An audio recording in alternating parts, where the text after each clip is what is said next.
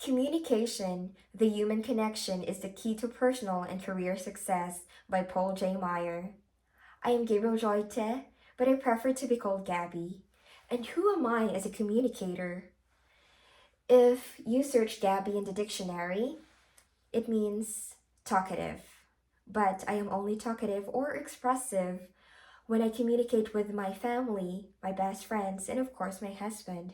However, if I am at work or with other people that I am not yet very comfortable with, I tend to be very quiet and more mindful on how to connect with them. This cross represents my faith in Jesus, and as a Christian, I was taught good values like love, respect, obedience, forgiveness, and so on. And I believe that my faith has positively impacted the way I communicate and interact with other people. And this heart symbolizes what I believe in, and I believe that our words could expose what's inside our hearts. For example, if my heart is filled with anger, pain, or hatred, those emotions could be exposed through our words and language. And that is why it is very important to filter those negative emotions and not allow them to grow inside of us. And this is the picture of my family. I remember that when I was young, my mother always tells us to read books. And we enjoyed watching English movies and TV shows at home. And my mother also trained me to join several literary competitions at school, like declamation, extemporaneous speaking, and character interpretation and oration. And those past experiences have significantly shaped and improved my communication skills. And these silhouettes signify our lesson about fitting is not belonging. Because in the past, I always please other people just to fit in, even though I was not genuinely happy about it.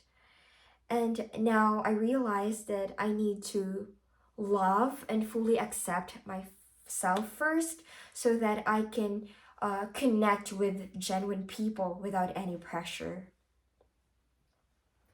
And these eyeglasses represent my perspective. I have learned that how I view myself will reflect on my actions.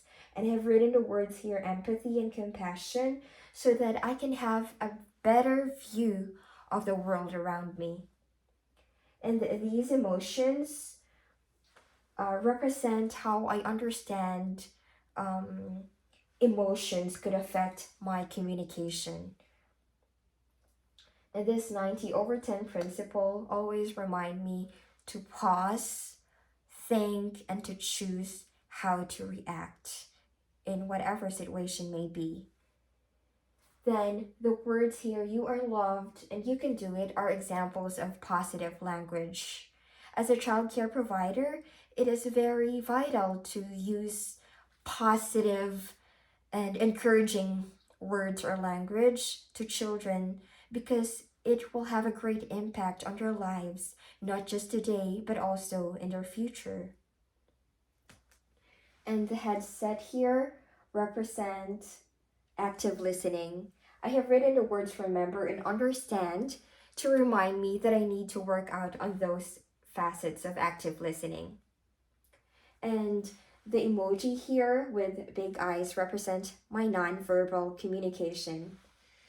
I am often viewed as unfriendly because of my round and big eyes. And here, the hands with emotions, because it reminds me that we need to be like mindful of of our gestures and language because it may convey a different message.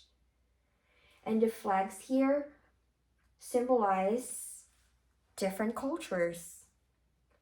And I have learned to understand and be flexible with other people around me. And um, inclusion means that we have a sense of belonging even though we are in a diverse culture. And also here, this is my picture, me and my husband, with the symbols of love and peace. These represent how we manage our conflict. We always do win-win solutions, and that improved the quality of our marriage. And this dark clouds with the sun symbolizes my communication climate, and that we cannot we cannot avoid conflict at home or at work, especially at work. There's always conflict at work, and that's why it is important to um, practice non-defensive communication for better relationships. And so these are some of the factors that influence my communication, and I'm thankful that this course has helped me improve my interpersonal communication.